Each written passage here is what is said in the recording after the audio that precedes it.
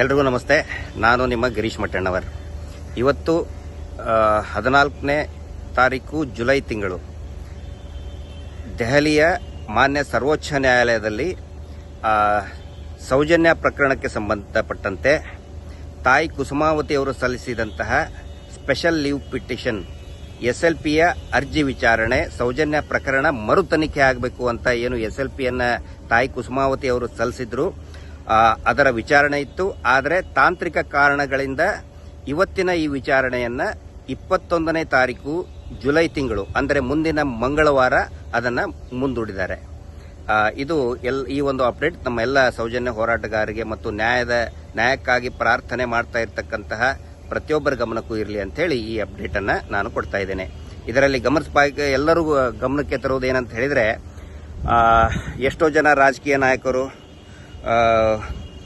ಪೇಪರ್ನಲ್ಲಿ, ಟಿವಿನಲ್ಲಿ ಅಡ್ವರ್ಟೈಸ್ಮೆಂಟ್ ಕೊಡ್ತಿರ್ತಾರೆ. ನಾವು ಜನರ ಪರವಾಗಿದ್ದೇವೆ, ಪ್ರಜೆಗಳ ಪರವಾಗಿದ್ದೇವೆ, ಜನರ ಸುರಕ್ಷತೆಗೋಸ್ಕರ ಇದ್ದೇವೆ, ಹೆಣ್ಣು ಮಕ್ಕಳ ಸುರಕ್ಷತೆಗೋಸ್ಕರ ಇದ್ದೇವೆ, ನಾವು ಧರ್ಮ ರಕ್ಷಕರು ಅಂತ ಏನೇನೋ ಬರ್ಕೋತಾರಲ್ಲ.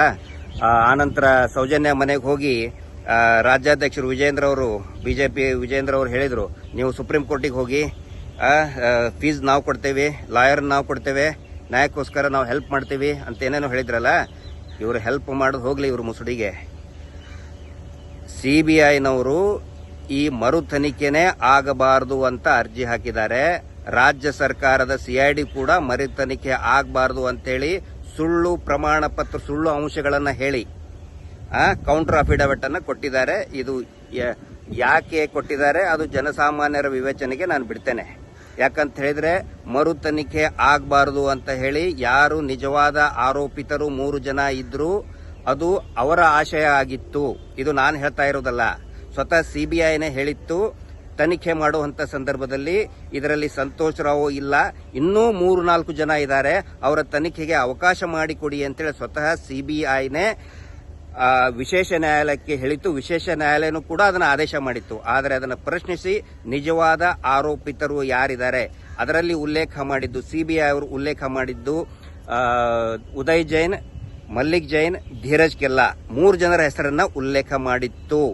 ಆದರೆ ಇವತ್ತು ಅದೇ CBI ತನಿಖೆ ಮಾಡುವುದು ಬೇಡ, ಕೆಲವೊಂದಿಷ್ಟು ಪಾಯಿಂಟ್ಗಳನ್ನು ನೋಡಿದರೆ ನಗೆಪಾಟ್ಲಿ ಆಗುತ್ತೆ, ಆಶ್ಚರ್ಯ ಅನಿಸುತ್ತೆ, ಆಘಾತ ಆಗುತ್ತೆ. CBI ಬರೆಯುತ್ತೆ ಮರು ತನಿಖೆ ಮಾಡಿದಿರೋದಕ್ಕೆ ಸ್ಟಾಫ್ ಕೊರತೆ ಆಗುತ್ತೆ, ಬಜೆಟ್ ಇಲ್ಲ ಅನ್ನುವಂತಹ ಬಹಳ ಅಸಹ್ಯಕರವಾದಂತಹ ಪಾಯಿಂಟ್ಗಳನ್ನು ಹಾಕಿ ಮರು ತನಿಖೆ ಮಾಡಬಾರದು ಅಂತೇಳಿ ಅನೇಕ ಸುಳ್ಳು ಮಾಹಿತಿಗಳನ್ನ CBIನೂ ಕೂಡ ಕೊಟ್ಟಿದೆ, ಕೇಂದ್ರ ಸರ್ಕಾರದ್ದು, ರಾಜ್ಯ ಸರ್ಕಾರದ CIDನೂ ಕೂಡ ಕೊಟ್ಟಿದೆ. ಅದರ ಬಗ್ಗೆ ಮುಂದಿನ ದಿನಗಳಲ್ಲಿ ನಾವು ವಿಶ್ಲೇಷಣೆ ಮಾಡಿ ಹೇಳ್ತೇನೆ. ಇಷ್ಟು ಗಮನ ನಮ್ಮ ಎಲ್ಲ ಸ್ನೇಹಿತರ ಗಮನಕ್ಕೆ, ಸೌಜನ್ಯ ಹೋರಾಟಗಾರರ ಗಮನಕ್ಕೆ ಇರಲಿ. ಮತ್ತೆ ನಿನ್ನೆ ನಮ್ಮ ಹೋರಾಟದ ನಾಯಕರಾದಂತಹ, ಆಧಾರ ಸ್ತಂಭವರಾದಂತಹ ಮಹೇಶ್ ಶೆಟ್ಟಿ ತಿಮರೋಡಿ ಅವರ ಗಡಿಪಾರಿನ ಅರ್ಜಿ ವಿಚಾರಣೆ ತಿರಸ್ಕಾರ ಮಾಡ್ತು ಅಂತ ಸುಳ್ಳು ಅಪಪ್ರಚಾರ ಮಾಡ್ತಾ ಇದ್ದಾರೆ. ನೋಡಿ, ಯಾವುದೇ ನ್ಯಾಯಾಲಯ ಅದರ ಆದೇಶ ಇರಬಹುದು, ನಿರ್ದೇಶನ ಇರಬಹುದು, ಆ ನಿರ್ದೇಶಗಳನ್ನ ತಿರುಚಿ ಅಪಪ್ರಚಾರ ಮಾಡುವುದು ಕೂಡ ತಪ್ಪಾಗುತ್ತೆ. ನಿನ್ನೆ ಹೇಳಿದ್ದು ತಿರಸ್ಕಾರ ಮಾಡಿಲ್ಲ, ಅಪಿಲೇಟ್ ಅಥಾರಿಟಿ, ಕನ್ಸರ್ನ್ಡ್ ಅಥಾರಿಟಿಗೆ, ಸೂಕ್ತ ಪ್ರಾಧಿಕಾರಕ್ಕೆ ನೀವು ಅರ್ಜಿ ಸಲ್ಲಿಸಿ ಅಲ್ಲಿ ರಿಲೀಫ್ ತಗೊಳ್ಳಿ ಅಂತ ಹೇಳಿದ್ದಾರೆ.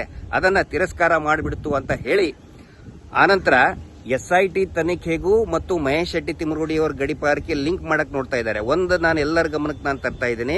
ಮಹೇಶ್ ಶೆಟ್ಟಿ ತಿಮರೋಡಿ ಅವರ ಗಡಿಪಾರು ಅವರು ಉಲ್ಲೇಖ ಮಾಡಿದ್ದು 2012ಕ್ಕಿಂತ ಮುಂಚೆ ಮಹೇಶ್ ಶೆಟ್ಟಿ ತಿಮರೋಡಿ ಅವರ ಮೇಲೆ ಏನು ಕೇಸ್ಗಳಾಗಿದ್ದು, ಅಂದ್ರೆ ಸೌಜನ್ಯ ಪ್ರಕರಣಕ್ಕಿಂತ ಮುಂಚೆ ಏನು ಅವರ ಮೇಲೆ ಪ್ರಕರಣ ದಾಖಲಾಗಿತ್ತು, ಅದರ ಆಧಾರದ ಮೇಲೆ ಇವರು ಒಂದು ಒತ್ತಡ ತಂದು ಗಡಿಪಾರು ಆದೇಶವನ್ನ ಮಾಡಿದ್ದಾರೆ. ಆದರೆ ಸೌಜನ್ಯ ಪ್ರಕರಣಕ್ಕೂ ಆಗಲಿ, SIT ತನಿಖೆಗಾಗಲಿ ಮಹೇಶ್ ಶೆಟ್ಟಿ ತಿಮರೋಡಿ ಅವರ ಗಡಿಪಾರಿಗೆ ಯಾವುದೇ ಸಂಬಂಧವೂ ಕೂಡ ಇಲ್ಲ. ಇದು ಸಾರ್ವಜನಿಕರಿಗೆ ಭೀತಿ ಮೂಡಿಸುವಂತಹ ಮತ್ತು ಹೋರಾಟಗಾರರಿಗೆ ಭೀತಿ ಮೂಡಿಸುವಂತಹ ಒಂದು ಷಡ್ಯಂತ್ರ ಆಗಿದೆ.